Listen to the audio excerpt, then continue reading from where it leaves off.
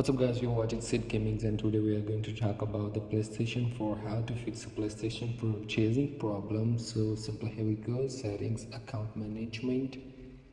Please wait for the settings and here's the wallet. Then scroll down, transaction history and the purchase setting. Go to the purchase setting. Here you just require a password for a purchase. Select no, fund wallet automatically, select no and then confirm. And then confirm that, and after that you just go back and delete your payment information and add a new one payment information in your Sony 4. You can use a PayPal or a credit card information. You just delete the old one, and then add a new one, and after that it will be fix your purchasing problem. Sometime you have everything is good but your DNS is not working and a network is not working and a PS store is not working.